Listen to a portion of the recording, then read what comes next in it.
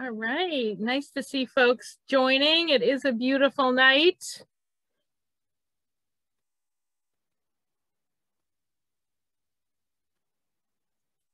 But really happy to have so much interest.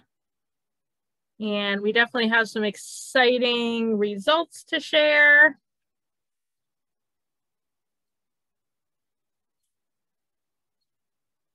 So we think you will think it is time well spent.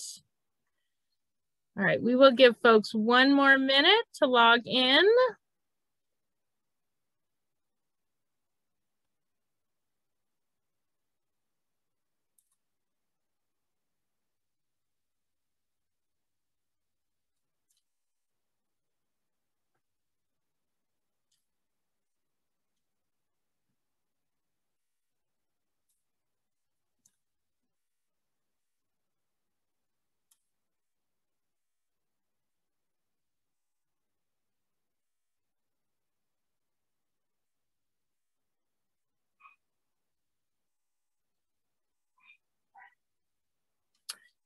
All right, my clock hit 7:03, so I think we'll go ahead and get started.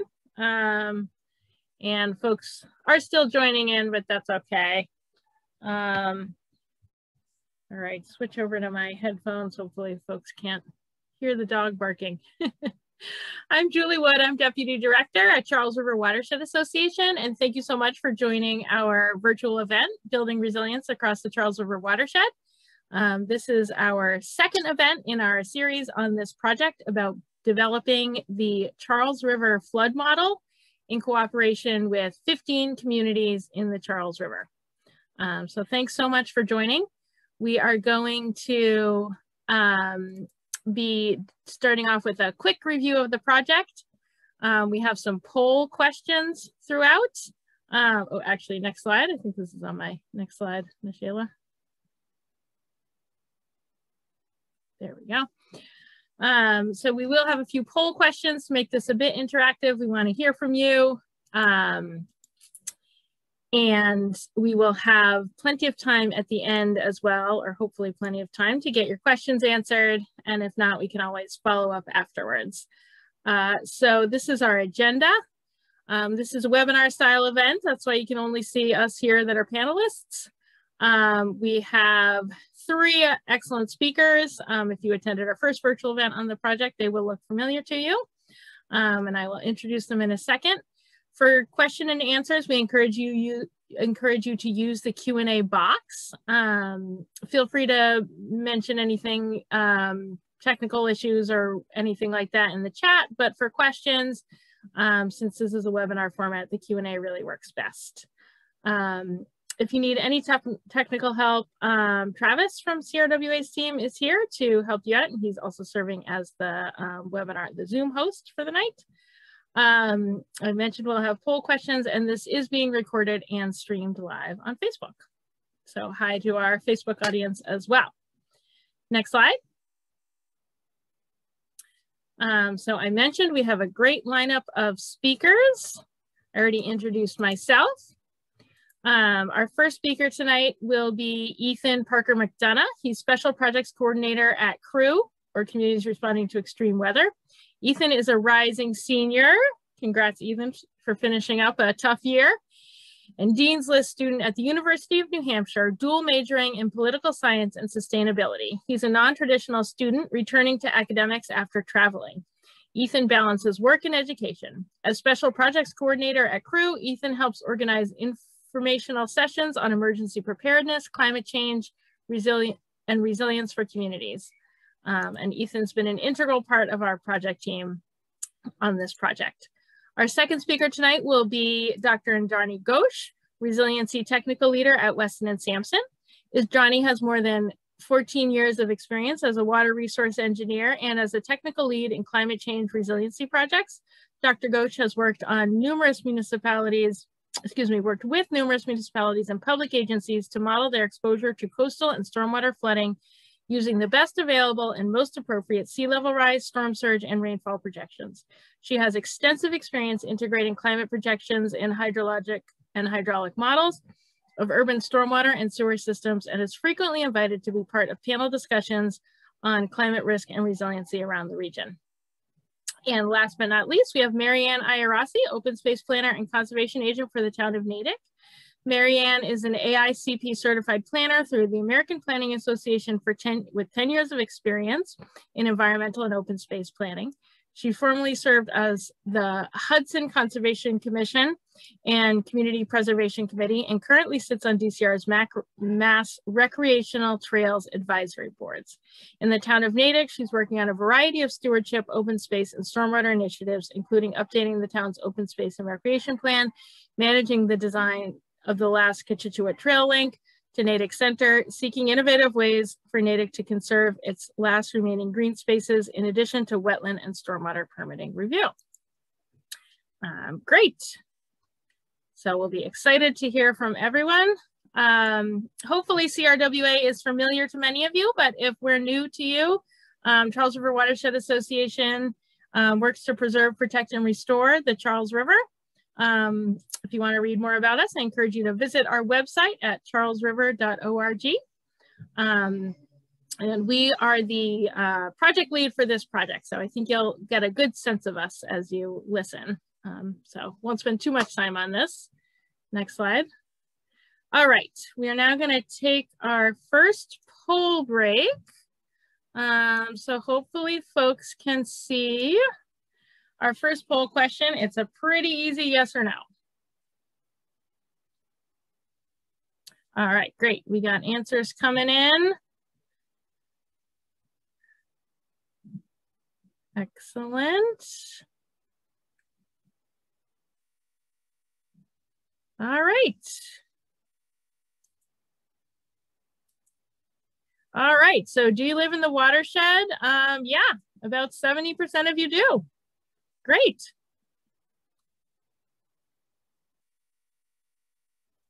Excellent. Our next question, did you attend any of the previous meetings, events, webinars on this project?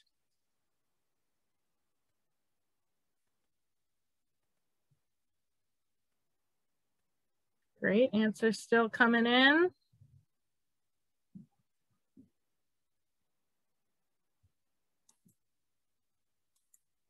All right, a lot of return visitors, great. So about 60-40 on this one. Well, new folks, welcome. I don't think you'll be lost. And returning folks, so glad to have you back. Excellent. All right, next slide.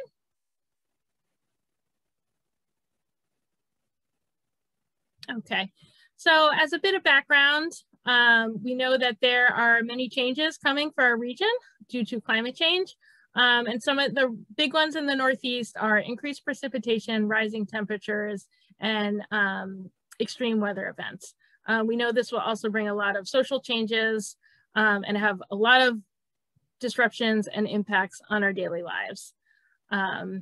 This project that we're going to talk about tonight really focuses primarily on changes in precipitation, and particularly more extreme rain events and the flooding that is likely to bring and what we can do about it. Next slide. So very quick overview of the project. This was a regional collaboration to develop a flood model for the Charles River watershed, focused on that precipitation-based flooding, or those rainstorms that are going to get more severe and cause our rivers to overflow, our streams to overflow, and our stormwater systems to back up. During the project, developing the model allows us to understand flooding under different climate scenarios and assess some of the techniques we could use to mitigate those. So Andrani's going to go through the results that we have. I am going to also drop a link in the chat that shows the different types of nature-based solutions we considered as far as this project. Nature-based solutions are techniques that use natural systems and processes to protect our landscape and build resilience to climate change. And there were 7 categories of these that we considered in the project. And I'll just drop that link in the chat so folks can peruse those if you're not that familiar with nature-based solutions. If you are familiar with nature-based solutions, you can probably skip that.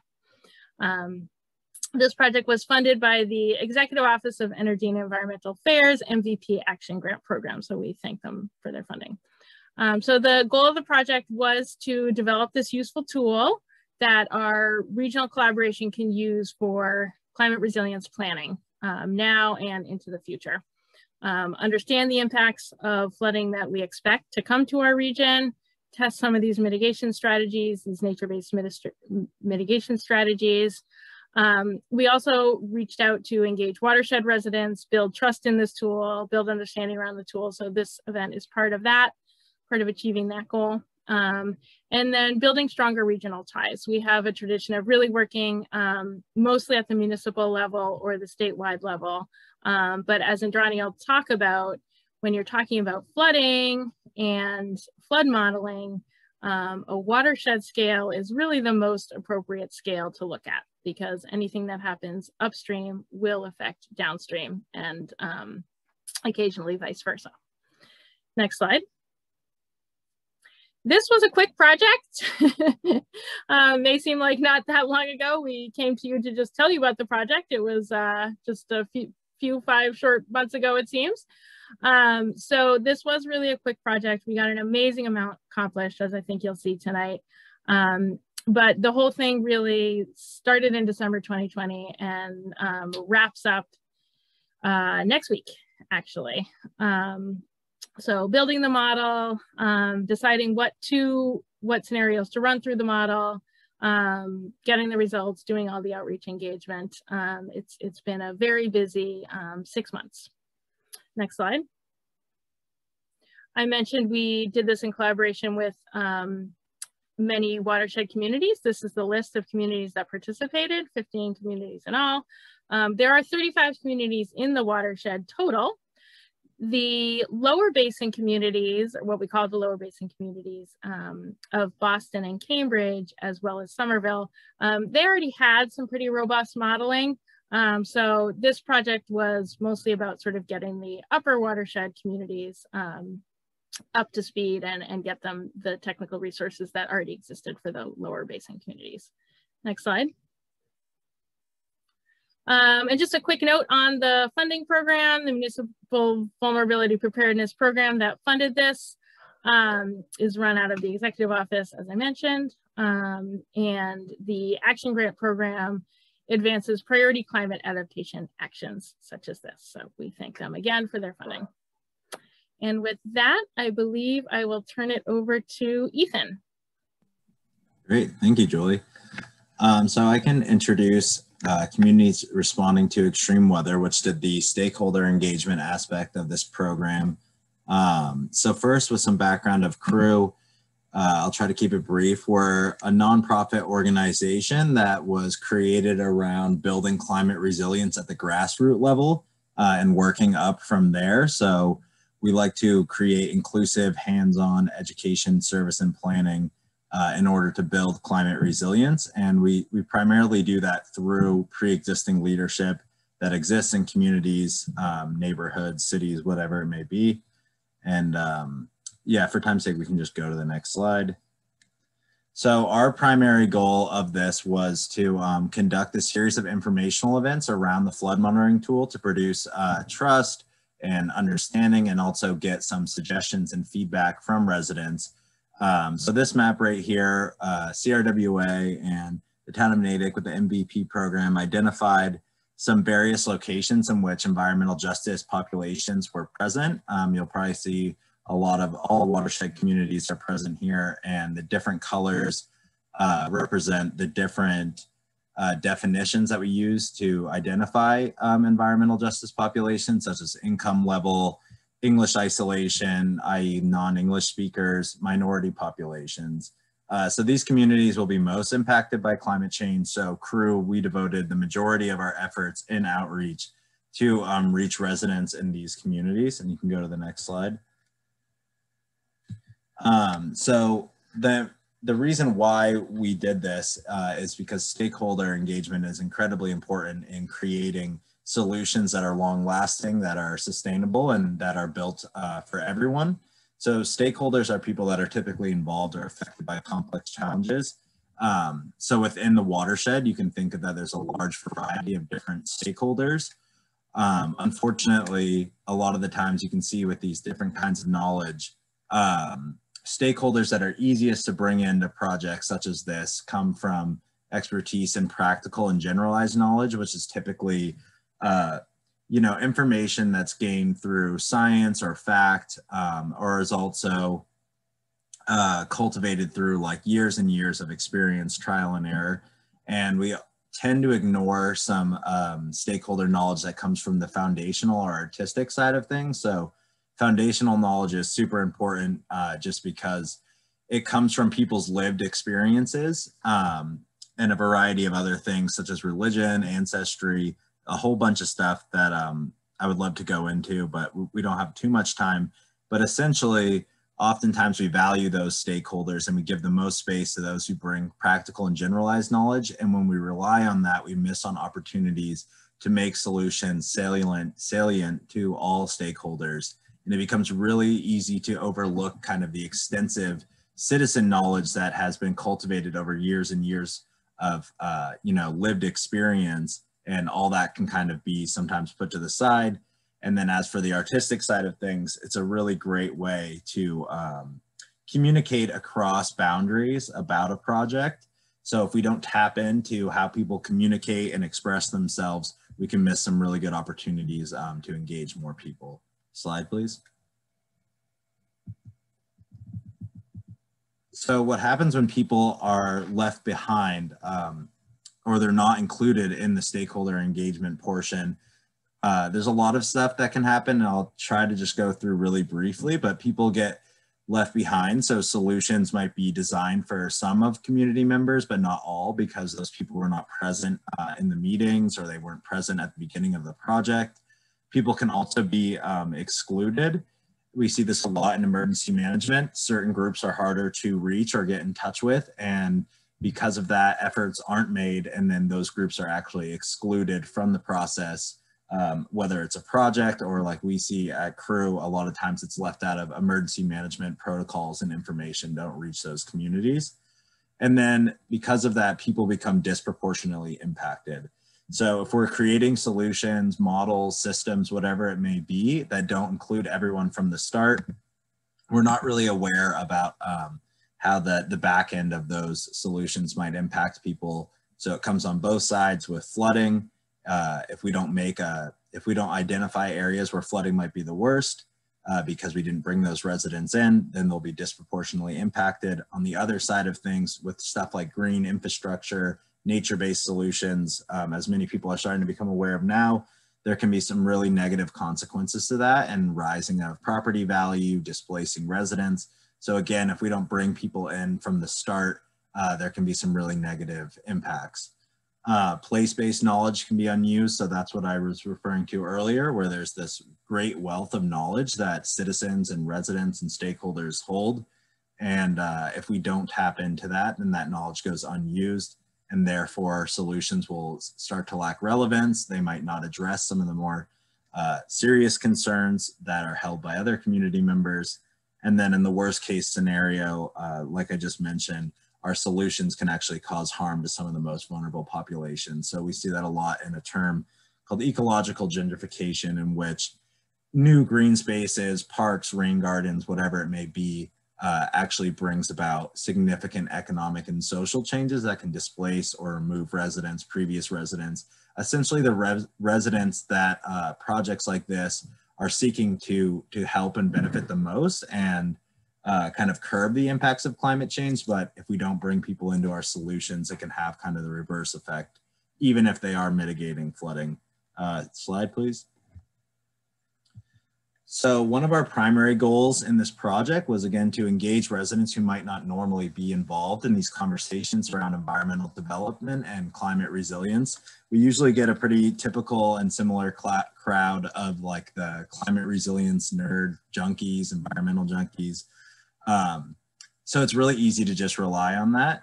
But it's also important to recognize that, again, if we don't bring everyone in, these solutions aren't for everyone, and they won't work in the way that we intend them to, and we'll never be able to achieve true climate resilience in which everyone is prepared and able to adapt and respond.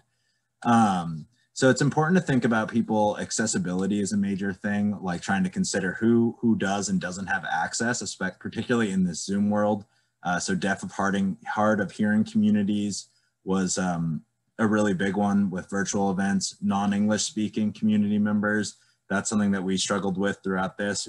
We didn't hold any events that were interpreted, so that's an accessibility thing to consider. And then community members without regular and reliable access to internet or tech to get onto these calls is a huge barrier in engagement. And then considering people who might be low income and might not have time to attend, a Zoom meeting at 7 p.m. They might be going to work, or they need to go to the grocery store.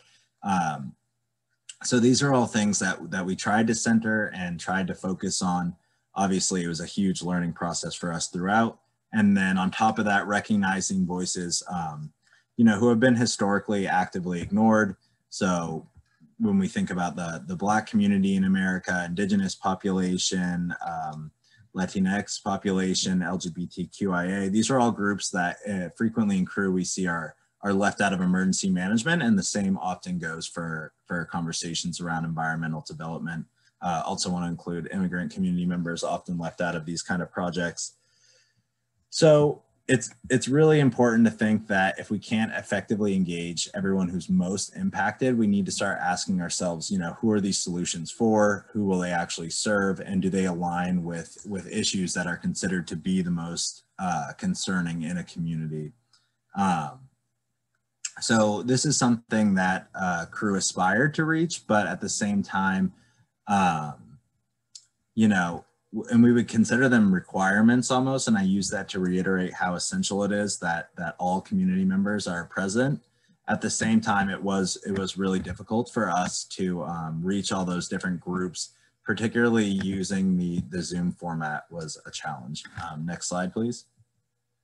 That being said, I can go into results. We did engage an incredible amount of Watershed residents, and we couldn't be more grateful and appreciative of all the folks who did show up to our community meetings. And I'm sure a lot of you, as mentioned, are on the call now. So I just want to thank you for your engagement and putting up with all these emails that we've been sending out. We also need to thank our various partners, new and old, who helped us spread the word.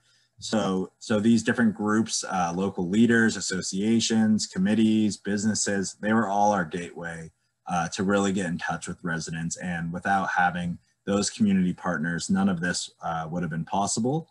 And so attendees from our community meetings would fill out surveys during the event itself, and we would get some quantitative data from them, either nature-based solution preferences, what different flood concerns people had, different timelines for flooding. And then residents also participated in these informal breakout sessions in which we had some discussion prompts, but residents could kind of just talk about concerns they had around flooding, talk about suggestions for the tool, concerns around the tool.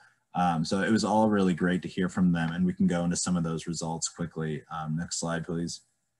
So these are just some random examples from different results in survey meetings. So this was one of the questions that was held at every meeting, and this was used to determine what nature-based solutions would be considered like the most popular or preferred in a community. This is actually from our Upper Watershed meeting, which really interestingly, a lot of people were super into wetland restoration. And then as we moved down the watershed, there was more interest in things like rain gardens, permeable surfaces, etc. We can just go through the next couple slides. Yeah, so this was another one that was taken on different rainfall predictions and flooding predictions. So again, this was kind of getting residents' preferences as to what sort of scenarios they would want to see modeled in the tool. And slide, please. And we can just go to the next one. So this is just about accessibility, and we got some really great feedback on how we can be more accessible and how we can reach more residents. So all three of those things were directly incorporated. And yeah, these are from the different events, and the next two slides will be from this. And these are not direct quotes, but rather comments and condensed themes that had come out of the breakout room, that had come out of the chat, the Q&As that we held. So just some different themes. I won't read them all just for time's sake, but there was a lot of really cool qualitative data that we got, both around accessibility, maybe how people could see themselves using the tool, also some cool ideas around different nature-based solutions. So we can just skip to the next 2 slides. So just lower and middle watershed events and the upper watershed events. And to provide some context, we had divided the watershed geographically into 3 parts, not really based off anything in specific, but we focused on the lower watershed, which is around Boston and where the Charles exits into the bay, and then the middle and upper. So incorporating feedback, as I mentioned earlier, all the nature-based solutions and flood preferences were directly incorporated into the modeling aspect of this project, which is really great. And then as for suggestions about how we can improve our stakeholder engagement, all of that's been recorded. A lot of it we acted on right away, such as providing programming in the evenings, providing surveys in multiple languages, and providing you know, less jargon, I guess, in some of the materials that we put out. And then a lot of other suggestions will hopefully be incorporated into phase 2, involving some sort of in-person ways of engaging folks and meeting people where they're at. Slide, please. So yeah, there was definitely some serious challenges that we faced. A lot of it was, you know, engaging communities and individuals that may be focused on other issues that are more critical and salient to them than a flood monitoring tool. So for example, we reached out to a lot of groups who were focused on racial justice, racial equity. We had groups that were focused on affordable housing and food insecurity, and even some houses of worship. They all mentioned that this sort of project didn't align with the scope of their work. So clearly there's a lot of work that needs to be done in how we frame this flood monitoring tool and what it will be used for, and why it's important. You know, because that flooding will impact everyone, and ideally this tool will help everyone, but a lot of work needs to be done in how we frame it. As for making sure that all materials are translated and accessible, we eventually did have our survey translated in a 1-pager informational sheet that we plan to use moving forward. It's been translated into the most used languages in the watershed. At the same time, we didn't get translated materials until later in the project. So we noted that, you know, translated materials need to be produced and distributed with roughly the same amount of time that we're giving English-speaking residents to do stuff. And this seems pretty straightforward, but it's really easy to devote a lot of funding into other projects and then kind of last minute put some money aside for translating. So that was certainly a lesson learned, that there needs to be a lot of front-end work done to make sure that all materials are translated and ready to go from the start of the project, and that everyone has an equal amount of time to participate, get involved, and hear about it. Entering communities where trust is essential to get involved. That's another thing that we need to work on. There's a lot of communities that CRWA had never worked with before. So building partnerships, trying to make things reciprocal rather than transactional. So that was one of the challenges we faced, particularly with such a small amount of time to perform outreach for these projects. And then finally, devoting funding, time, resources to equitable and inclusive engagement. This is just something that is honestly never going to be perfect, but CRWA is always a big advocate for trying to spend as much money and energy as possible to make sure that we're reaching everyone in an inclusive and equitable fashion. So that's one of the challenges we face, was just there's never enough devoted to that. But we can go to the next slide. So yeah, that being said, despite all those challenges, we're really proud of all the people we engaged, and we're super hopeful that we get in phase 2 of this grant, so we can really act on some of the suggestions that community members made, and then also some of the lessons that we learned throughout this project. And I know I'm over time, so I'm going to turn it over to Indrani, who is the technical lead from Wesson and Sampson, and has some really great information to share on some of the more sciencey aspects of this project. Thank you very much, Ethan.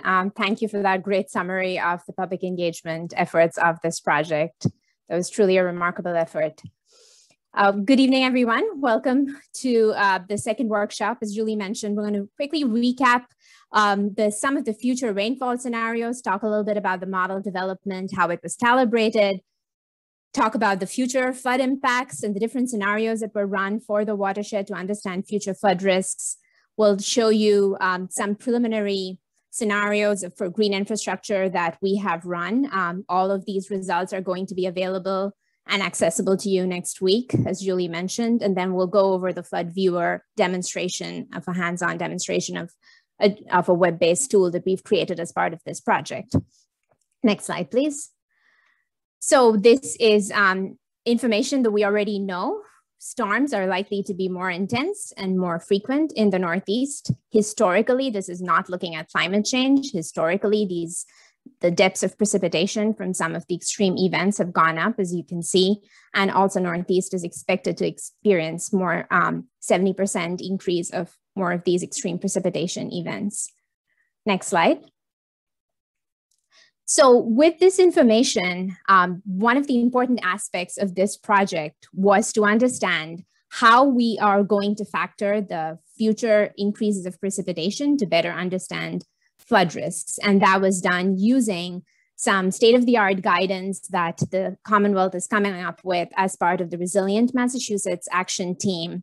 The state has come up with guidance related to what are the expected percent increase estimates of the design storms that we use for design, the numbers that we pull off from the Atlas 14 table. So design storms, if I take a step back, are typically what engineers use to design our stormwater infrastructure, our drainage system, the pipes, the manholes, the outfalls. Those, we use them to provide a level of service for flood protection, and those are called design storms. The design storms are not going to be static because climate is changing. What is that? How would the future design storms compare to what we have present? And based on those projections and using the percent increase estimates with the latest guidance that has come up with the state, we can see that the 100-year storm of today is likely to be the 25-year storm by 2070.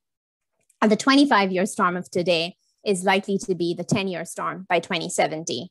And these were the precipitation depths that we use to model future flood risks in the watershed. Next slide. So this is just a recap of those precipitation depth numbers. As you can see, the 2, the 10, and the 100-year storms. We also looked at the 25 and some of the more extreme events, but for the purposes of understanding present and future flood risks, we really focused on the 2, 10, and the 100-year storm to provide that spectrum of different storm events over the 3 different planning horizons, as we call it, what is happening in the present, what could happen in the near term by 2030, 2050, and how much additional rain and flooding are we going to experience by the end of the century by 2070, 2090. We also, most importantly, looked at 2 historic storm events. One is the March 2010 storm event, which we used to calibrate our model, and I'll talk about that in a little bit. And then we also validated the model for one of the other historic storms in 2018 of April. And in addition to these future events, we also ran another more extreme storm event, which corresponds to 11.7 inches in 24 hours, which is roughly the 500-year storm of today. Next slide, please. Julie mentioned this, but this is just a quick recap. You know, we looked at the Charles River watershed spans over 300 square miles, covering 80 miles of river between Hopkinton and Boston, 29 miles extending from north to south, and 28 miles east to west, and it has some significant changes in elevation. These are all the communities in the watershed, and what is bold and shown in bold here are the communities that participated in this phase 1. So huge thanks to you all for being part of this project team. Next slide. Julie talked about this as well, why it is important to develop a model at the watershed scale, because rainfall doesn't follow jurisdictional or city or town boundaries. So what happens in one place of the watershed can affect another location in the watershed, and hence understanding the flood risk, mostly at a holistic watershed scale, is extremely important for us to be able to come up with solutions at the watershed scale. So we can actually come up with resilient solutions that will work for all communities and will not just solve for disparate localized flooding solutions. Those also need to be in place, but to develop an watershed-wide integrated solutions, we need to look at it at the watershed scale. Next slide. So I'll talk briefly about how we developed the model in the first place. So next slide, Sheila, please. The model was constituted. So what constitutes a hydrologic hydraulic model? You talk about all these underground pipes that we see. So we don't see the ones that are below ground. We have the drain manholes, we have the bridges, we have the catch basins, we have the dams, the culverts. All of those constitute what goes into the development of a hydrologic hydraulic model. We went a lot into details in the first workshop, so sort of picking up from there. And that is what a model typically is used to understand when rainfall falls on the ground, how stormwater runoff is generated, how much of that enters the pipes, goes in through, how much of it is carried through the pipes, how much of it comes out through flooding, and where it goes, through the outfalls, then goes to the river. For the purpose of this model that we developed in this project, we looked at over 270 square miles of the watershed, looked at over 1,400 junctions. We looked at pipe sizes greater than 24 inches in diameter. So we modeled over 1.3 million linear feet of stormwater infrastructure that includes dams, culverts, bridge crossings, drain pipes. Looked at over 700 subcatchments and over 30 stormwater subcatchments. Next slide, please. We conducted thank you to all the communities. We were able to get a lot of the stormwater infrastructure data from all the participating communities and even for some of the other communities in the watershed to build this model. However, as we started putting this data together, we found that there were data gaps that we were able to close with actual field verification. So we had 6 days of field visits. We took a lot of measurements, photos. We used a collector app to get all of that information. And with that information, so we field verified over 442 structures as part of this project. And all of that information has now been integrated into the GIS database and will then now be handed back to the communities through this GIS-based tool that we've developed. Next slide. So that was the 1D component. Now this is a little bit on the technical side, but when our underground pipes and manholes surcharge and they have no ability for the water to go anywhere, they pop out on the streets, right? And that's where the 2D model comes in to understand where the water flows when our pipes are at capacity, how much of, where does it come out, how deep does it go, where do we see the most flooding, how extensive is it? So to do that, we need to develop something what's called a 2D model, where we build the terrain from LiDAR data. We identify where the model needs to be high resolution, wherein there is more drainage infrastructure detail, there is more change of topography. And then we define sort of the boundary areas that constitute the 2D model, which then helps us understand what is the depth of flooding above ground. Next slide, please. So having developed the model, it's very important for us to understand whether what we are predicting in the model is actually being able to simulate what historic conditions were, right? So we know how well our model performed. Next slide, Sheila. So we looked at the March 2010 storm, which is a historic storm off the watershed, to understand the future flood impacts.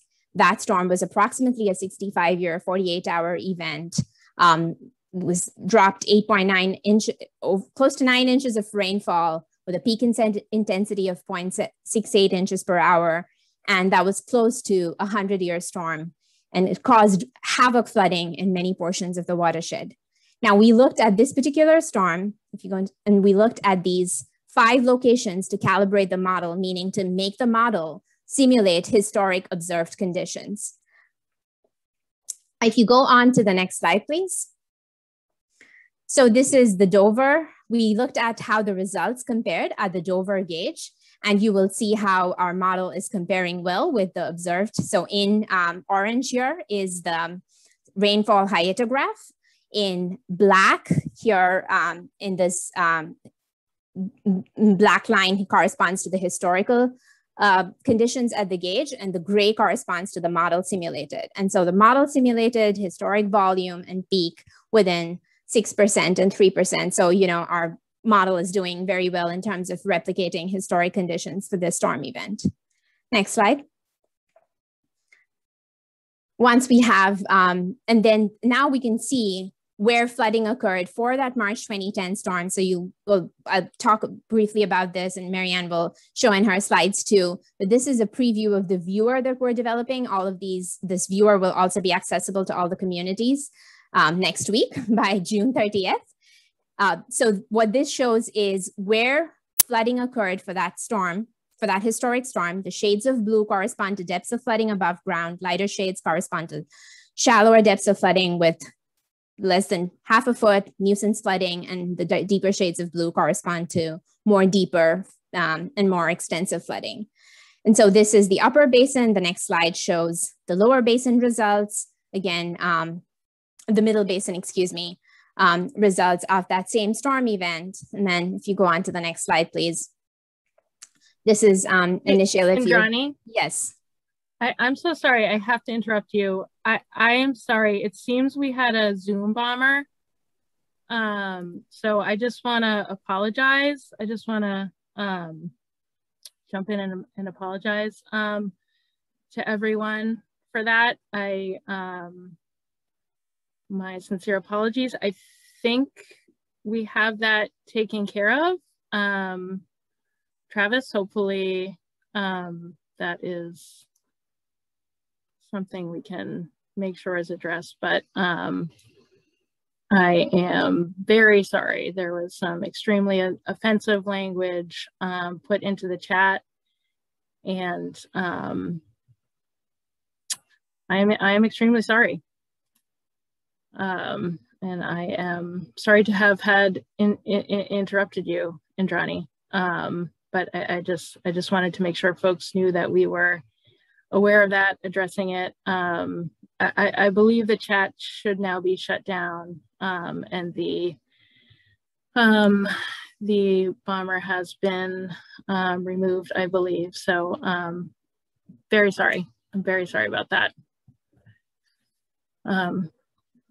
Sorry, unfortunately, we've made it this far in the pandemic without having to deal too much with that, and I'm very sorry. So I'll hand it back to you now, Indrani. Sorry to have to interrupt with that very upsetting news. No, I extend my apologies as well for this to have happened, and thank you for interrupting me, Julie. This was an important interruption that we needed to have to address it. Ms. Shayla, back to the presentation. If you could please click on the animation video, thank you. So what this model has provided is gives you the ability to look at flooding, how it's occurring at these different locations within your communities, at different locations within your cities and towns.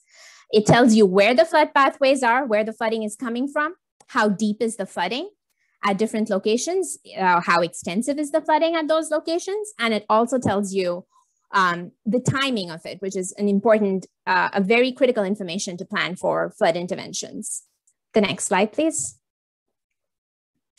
Now we dive into the future storm simulations to look at the future flood risks. So this is a comparison of the two-year storm, the left panel showing present, the right panel showing the 2070 conditions. And we don't see a whole lot of difference for the 2 years. If we skip to the second and the next one, please, we'll see the changes start appearing for the 10-year storm.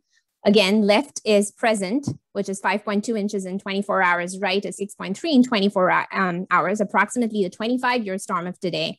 And we see the green areas show worsening of flooding and some new areas of flooding appearing highlighted in orange. And then the next slide shows an exacerbation of that for the 100-year storm event, wherein we see a lot more extensive and deeper flooding in some of the areas from present to 2070.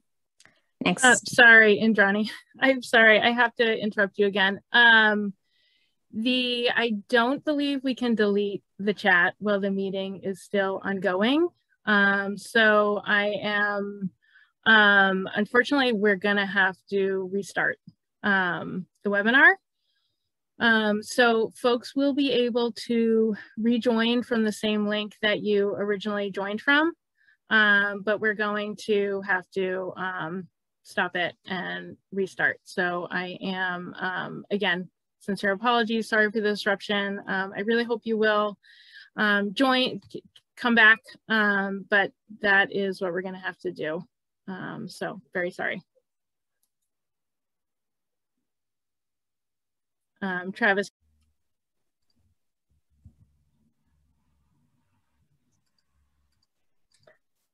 Sincere apologies for that very unfortunate interruption. Just wanted to start. Yes, and thanks to those who did rejoin us. Thank you very much. Yes, go ahead, Andrani, sorry. No worries. So back to where we left, we understood what the future storm simulations results were. We're now looking at understanding the flood impacts in the watershed. Next slide, please, Michelle. This is a summary that shows what types of critical facilities that we looked at as part of this project. We looked at, as you can see here to the right, we looked at fire stations, police stations, colleges, universities, prisons, hospitals, schools, town and city halls, public water supplies. And then we want to quantify what is the flooding impacts across the watershed on these critical facilities. And all of these critical facilities are now mapped in the flood viewer tool that we will be handing off to you all, to the communities next week. So you'll be able to zoom into a location and see all of that. But this essentially shows how many critical infrastructure facilities likely were impacted for that historic storm. And as you can see here, the numbers are likely to increase between present day 2030 and 2070. So for the 100-year storm, for example, about 72 critical facilities are likely to be impacted by 2070 for the 100-year storm. Next slide. This is just an impact analysis across the watershed, looking at how many acres of flooding, how many new areas of flooding we're going to see in terms of acres, and how much more volume we'll see. So approximately, we're going to see between 1,200 to 1,900 additional acres across the watershed that are going to be flooded between now and 2070 for these different storm events, for the 210 and the 100-year storms. And the runoff volumes throughout the watershed are likely to increase currently from what it is today to about almost a 50 to 100% increase for these different storm events in the future. Next slide.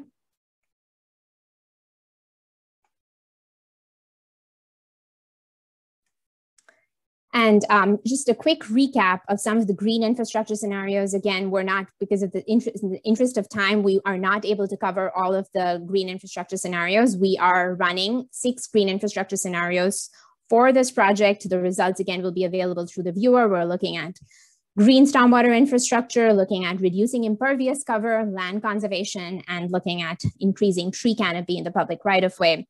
We're just going to talk about the results that I will show today. And now we'll focus on reducing effective impervious cover by 10% for subbasins in the watershed that are over 10% impervious. If you go to the next slide, please, Nishila. So this shows it's a little bit, takes a little bit of situating to understand what we're trying to show here. So if you bear with me for a minute, please. So everything that you see in shades of red on this slide corresponds to the 10-year present day storm with no action taken. So no green infrastructure, as we have existing infrastructure, existing ground cover and all that, existing impervious surface. Now, if we do the 10% conversion of reduction of impervious, 10% reduction of impervious, which is our green infrastructure scenario, as we're calling it scenario 4, then we see the blue, the shades of blue correspond to that flooding. So anywhere where you see sort of red areas, light coral red areas bleeding out, those are areas that are no longer going to be flooded if green infrastructure is implemented. And as you can see here, I've highlighted in these 2 boxes, the max depth of flooding in this area is also reducing. So from 0.7 feet, it reduces to almost 0.1 foot of flooding with the implementation of green infrastructure. And it helps you understand where those flood reductions are happening with implementation of green infrastructure. Next slide. This also shows the results. This table captures the results at a watershed wide scale benefit. So if we reduce impervious cover, we could see a reduction of 132 acres area less will be flooded by under present day conditions, and approximately 125 acres less flooding we would see by 2070. Similarly, 226 less million gallons of flooding present day, and approximately 250 million gallons less of flooding in the future, which are significant numbers to consider. Next slide. And then finally, I would, Shayla, if I could share my screen now to just give a very quick demo of the flood viewer. I will, if you could please grant me access to share my screen. Thank you.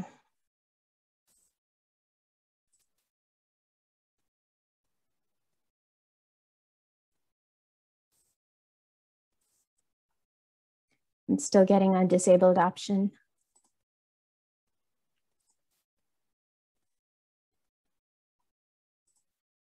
I think I can share now.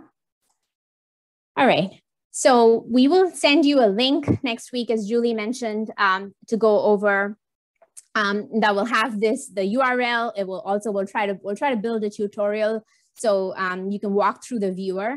But essentially when you log in, this will be a simple URL that you can throw into your browser, your internet browser. What you will see is a map of the watershed, of the upper and the middle watershed that we're including for the purpose of this project. It'll show you the sections, the conduits, the reaches of the Charles River that we've included as part of this effort.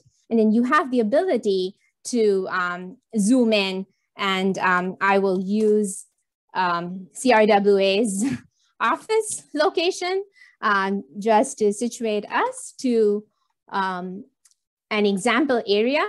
And then we could zoom out, and as you see, so you can search by address over there as I typed in, and as you zoom in, you'll start to see, on the left are all the critical infrastructure. It's a legend that shows all the layers that have been included as part of this. And on your right are the scenarios that we have run. And these can all be collapsed. So we can start looking at some of the storm events for the sake of this presentation. If we look at the 10-year storm, you'll start to see the grades of blue appear. You'll see where these different depths of flooding are occurring. You can click at any location and you'll be able to see the max depth of flooding above ground. It'll also tell you the max water surface elevation in feet NAVD 88. And then you could click on a different scenario and it'll show you the location. It'll show you the 2070. So you can sort of toggle on and off to see where additional areas are flooding. There is also a swipe tool that we have used. So you can turn on the swipe to see how the flooding is appearing, is changing under different conditions. And that helps you sort of understand where additional areas of flooding are likely to occur. And just one last thing, so you could do that for these different scenarios as we have modeled. And then one other additional feature that I'd like to mention is you could also compare where the benefits are with green infrastructure. So you could go in, we have a good place here in the Worcester Street of Natick, and you'll be able to see a little bit of what the green infrastructure scenario looks like in terms of how the flooding is improved as a result of green infrastructure. This is scenario with green infrastructure, and as you can see, the improvement, if you can, let me just get this out of the way here. You can see with this swipe, you'll be able to see decrease of flooding in these locations. Again, we're very short on time, so I will stop the demo here in the interest of time. And I think, Nishela, we have, I know this was very brief, but we'll have all of this packaged into a tutorial. And with that, we have one question before I hand it over to Marianne, or is there a Zoom question? Yes, that's right. Yes, thank you. Thanks so much, Indrani. Yeah, we have our third poll question. Travis, if you want to go ahead and bring that up.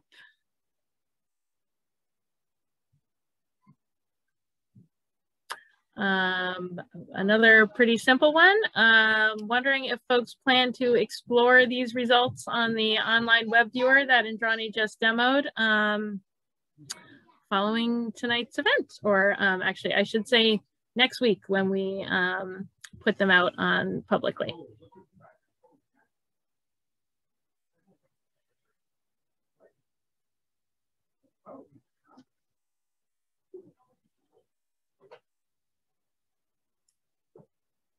All right, got a bunch of answers in. All right, pretty much unanimous, close to unanimous. All right, great. So we will make sure that folks have that link next week. All right, and without further ado, our final speaker, Marianne. Thanks, Julie, and thanks, Indrani, for that run through of the model. It's really exciting, I think, not just for folks such as myself that like to geek out with this kind of material, but I think just an average resident who doesn't really have a lot of knowledge about this subject matter can learn a thing or two and see and play around with the model. So I think it's going to be a pretty nice tool that can grow in the future. So I am the open space planner and conservation agent in the town of Natick. I am here to bring a municipal perspective to the model itself and kind of talk about what we can do at the municipal level with the model. So Natick, half of Natick falls within the Charles River watershed. We're lucky that we get to have 2 watersheds working with us and watershed organizations, but the Charles River is shown on this map in a darker solid blue line in the south part of Natick, just to give you a little bit more context for geography. So a couple years ago in 2018, Natick underwent the update to our hazard mitigation plan, and we underwent the municipal vulnerability preparedness process. Julie mentioned earlier the MVP program. Both of these processes that we went through in 2018 were pretty similar. They helped us set the stage for climate adaptation and resiliency in the community. And what those processes do is they involve a lot of public outreach and an analysis of what natural hazards affect your community, such as extreme weather events, high temperatures, drought, flooding, et cetera, et cetera. It identifies those top hazards in your community. It identifies where they're occurring in your community, and it identifies action items or projects to address impacts of those hazards. So in Natick specifically in 2018, riverine and precipitation-based flooding was identified as our top hazard, which I think is the most common probably. And we identified the south part of Natick and areas along the Charles River as the areas in our community that experience that flooding hazard the most. And we put together a number of action items. Michelle, next slide, please. We put together, brainstormed with the public, a number of action items. I went into a deeper dive of these back in January in our public webinar, but this is a condensed version of some of those action items that I think are going to be tied directly to our model that we put together that Indrani just showed you all. These action items are related to installing additional green infrastructure on public and private property. You heard some of the speakers tonight refer to those. This image on the right here at the top shows some examples of green infrastructure. This essentially is placing pervious surfaces, so surfaces that can capture rainfall and infiltrate it directly into the earth. They look like vegetated areas a lot of the time along roadways or on private properties. So installing more of those elements on private and public properties is something that came out of our Natick MVP process a few years ago. Looking at integrating new stormwater regulations. So when the new construction project comes in, how can we regulate those a little bit better so that they are building in an environmentally smart type of manner, and adding updated climate data, the latest climate data that we can into those permitting processes. educating residents and increasing collaboration with our partners on hazards that threaten the community, developing strategies and plans to address properties and streets that are subject to flooding. And my favorite as an open space planner, allocating resources to protect additional properties as conservation land and improving existing open space and conservation land that we have to strengthen their ecosystem services. So when you have a natural property, such as the conservation land or a park, it's natural, it's typically in its natural state, and it is better for stormwater infiltration versus a industrial property, let's say, for comparison, that has a lot of parking lots and roof area and impervious areas. Next slide, please. So, Andrani just did a fun run through of the flood model. Instead of going through a run through, I went through and took some screenshots of certain areas in Natick to dive a little deeper into what the model is telling us and what we can do with that information at the local level. So here on the screen, you have a quick screenshot, a very simple screenshot of an area in Natick. It actually straddles the border of the town of Natick and the town of Sherburne. Sherburne's to the south. We have Route 27, that's in that upper third part of the image, and that solid gray line. And we have this hexagon shape that is a light blue color. And as Andrani mentioned, the lighter shades of blue represent lower depths of rainwater and flooding compared to darker shades of blue. And this image represents the current 100-year storm scenarios. Next slide, please. So if you go to the next slide, that shows you our future scenario under the model. So for the same 100-year storm events, this is essentially what the model is predicting for our 100-year in the future. So you can see that there's a lot more blue here. We're expecting there to be more flooding in this area. And this area is, I picked this area because of the fact that it has Route 27, which is a major corridor in our community, runs north to south. Lots of people use it. There's our recreation site at the Sassamon Trace Golf Course or Town Golf Course. There is some undeveloped land, and there's some condos that you can see on the right that show as gray buildings. Next slide. So when we compare these side to side, we can see those differences, what those differences will look like in the future. And what can we do about that? Knowing that that is going to be happening in the future, what can we do now to address those impacts? And something I think we can do in the local level in Natick with the public's help is to do a green streets analysis of Route 27. This is as an example of an action item that we mentioned earlier. So how can we increase green infrastructure here, for example? Can we add some type of green infrastructure, nature-based solutions along Route 27 that'll help capture the stormwater and infiltrate it into the ground and mitigate some of the flooding impacts? That's something we can consider doing. Next slide.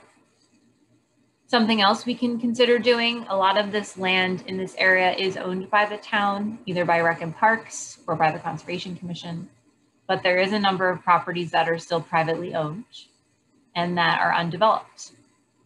So something we can do is talk with the property owners to see if they are interested in protecting their properties in perpetuity from future developments. Because as we know now, the more you develop an area, typically you have more of that impervious surface. Typically you have more flooding impacts. So how can we increase our natural open space areas? They may be existing, but how can we protect them now so that in the future flooding impacts aren't worsened? Next slide. This is our beloved Charles River, a segment of the Charles River in South Natick. It looks kind of like a digital snake or something. The colors are pretty awesome here. But this again represents the 100-year storm scenario today. So there's a lot going on. As you can see, there's a lot of blue shades. This area is well known for flooding. It is in the floodplain. There are a number of houses that are in the floodplain. There's a number of houses that experience flooding. If you're familiar with this area, this is where the Charles River Dam is located generally. And this straddles the town border of Natick and Wellesley. So Wellesley's to the right. You can kind of see that dotted black line that represents the town border. Next slide. And then you can see it gets a little darker when you look at the model. Same scenario, 100-year storm scenario, but in the future, it's showing us higher depths of rainwater, more flooding. And if you look closer, next slide, Michelle, if you compare them side by side, you can probably identify not only areas that are getting darker in the shades, but also areas that are being added to the blue. If you go to my next slide, I think I have, yes. So there's a couple of the areas that are added under the future storm scenario. So something we can do with this information is, like I mentioned earlier, as an action item that came out of our MVP process, we can consider updating our stormwater bylaw and regulations so that when new construction comes in to these areas, the town can regulate them a little bit in terms of limiting what certain things can be done in the floodplain. We can require certain areas or percentages of green space to be retained or pervious areas. So these areas that are circled here are residential and town-owned properties. They cover both of those types of land uses. Next slide. And as I mentioned, this is the area of the Charles River Dam. So we have the Bacon Free Library, there's Honeywell Fields, there's recreation lands and picnic tables. It's a very iconic, beloved spot in our community is this area. It's beautiful with the waterfall over the spillway associated with the dam. So I think this could be a good opportunity to hit on some public education options. So this can be an opportunity for looking at educational signage or coordinating some programming and events surrounding what is a floodplain? What does our increased rainfall events tell us for the future based off of this model, and what impacts to the Charles River can happen? And also increasing flood capacity on public properties. So obviously this burden of helping mitigate for future flooding impacts isn't just on private property, it's also on the public properties. So looking at our publicly owned properties, which are highlighted in these red polygons, looking at if we can add additional green infrastructure, nature-based solutions, seeing if we can increase pervious areas and decrease impervious areas, anything to help minimize those flooding impacts that the model is showing us is going to happen in the future. I really liked, Indrani showed us the green infrastructure scenario changes. So we're really excited to dive into that a little bit more to see what the impact specifically could be if we implemented some of these methods. Next slide. So this is just the same slide, just a recap of some of the action items that came out of our MVP process and our hazard mitigation process a few years ago that I think are going to be directly tied to the results of the flood model that'll help us address these action items and actually implement them in the future. So I think I'm turning it over to Julie to wrap it up with some next steps. Yes, thanks, Marianne. That was great. So yeah, this is hot off the presses, but it's great to see that Marianne already has some thoughts on how this will benefit Natick's climate planning work. So those are great examples. Thanks for sharing. Just a few slides to close us out. I know we did hope to wrap up at 8:15 and we're a tiny bit over due to our disruption. We will take questions for those who want to stay. We can see the Q&A. We just disabled it, obviously, to prevent any repeat occurrences with Zoom bombing, but we can see the questions that folks are typing in. So as we've said, we will get these results out, or this link that Indrani demoed, out to folks next week. We are hoping to, or we are planning to keep this work going once we've developed this amazing tool. Obviously, we want to get as much as we can out of it. So some of the things we'd like to do are increase the model detail, test some more flood mitigation strategies. We may have been a little bit too conservative in some of the strategies we tested. So really go test some bold strategies, since we know it will take some bold action to help us adapt to climate change in the Northeast. And then use those results to develop a watershed scale flood mitigation plan. So those examples that Marianne gave are exactly the kind of things we're talking about. Have help communities look at wetland bylaws, help communities look at master planning, all sorts of different local planning and permitting and regulatory mechanisms, and see how they might incorporate some strategies that help us reduce flooding. Next slide. So just a plug to check out these results when you see that email hit your inbox. And I think this is our next slide, I think is our last one. When you close out here, you will get a survey. It's just a quick feedback survey, 2 questions, if people don't mind. Just telling us what they thought of the webinar. We would greatly appreciate it. We will have a recording. It might take us, given the disruption, I'm going to say it'll probably take us a little longer to get that edited and posted up on YouTube, but we will have the event recorded and available for folks who want to see it after. Thanks again to all my wonderful presenters. Thanks again for attendees for bearing with us. And we hope you will join us for future events. I think we have one last poll, and then we'll switch to Q&A. Is that, am I right, Travis, or are we?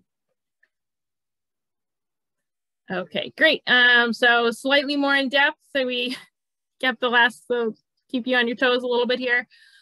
This is a question we posed to our participating communities, and now we thought we'd pose it to our public participants to see how you think your community leaders will or should use this information.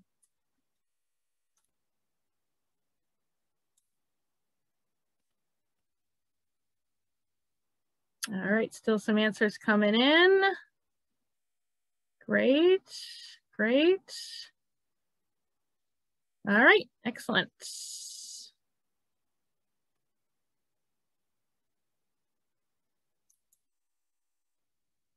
All right, so strong support for all of the above, 90%.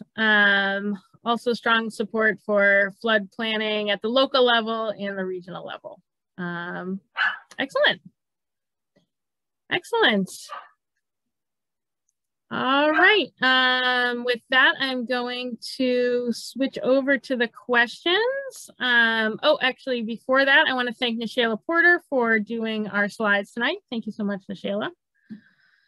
And I think you can probably take down the share now, and our panelists can just come on video.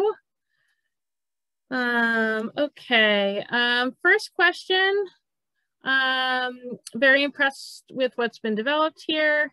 In terms of future flood modeling, does the model have the ability to predict surface water levels in periods of low flow or extreme drought? I'll send that to you, Andrani. Is that something the model has the capability to do? Yeah, thanks a lot for the question. The model currently does not have the capability to model the impacts of drought. That can potentially be added on. Really, the focus of this model was to look at precipitation impacts. And so currently, the way it is set up now, it doesn't have the ability to look at future drought conditions. Thank you, but yes, definitely a climate threat as well. So thanks for raising that. And then another question, is the image currently shown the Back Bay or somewhere else? Yes, I believe that was a animation of the, I believe the image you were asking about was an animation of the Back Bay flooded, which actually is from some work that Boston has done similar to this work. Let's see, for the South Natick dam example, I guess this is for you, Marianne. Were any existing buildings in danger of flood impacts, and how would you address this?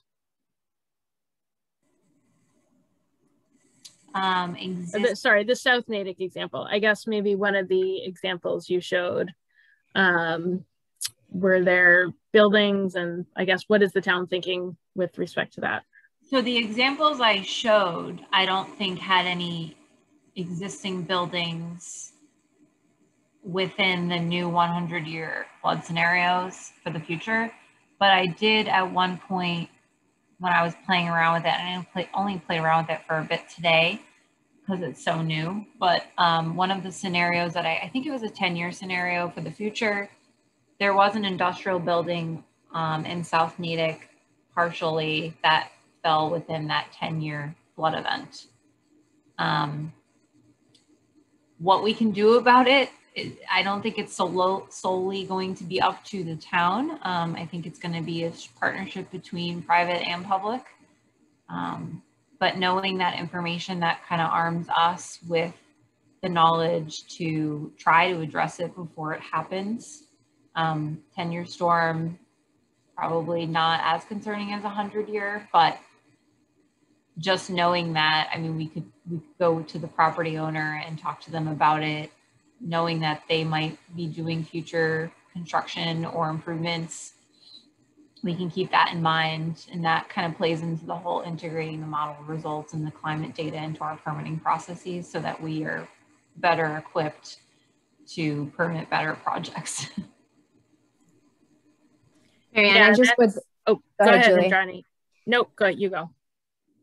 I was just going to add to say that the model provides flood elevation from extreme precipitation and type of information that was not accessible, right? This is not, FEMA doesn't model the impacts of future flooding, and also does not model the impacts of extreme precipitation and backup from the drainage infrastructure, the urban flooding. So the flood elevation data at these particular locations, you know, what Marianne just talked about, can also be used to inform designing more flood resilient buildings and infrastructure, using that as our threshold for design. Great, thank you. Yeah, and I think maybe just a note, at this scale, the model, or at this stage, the model is really more of a regional planning tool than a tool to sort of look at any one particular property or parcel, or, you know, assess property damage. That isn't, you know, this is again the scale and the geographic coverage that we put together here is really for more regional planning purposes.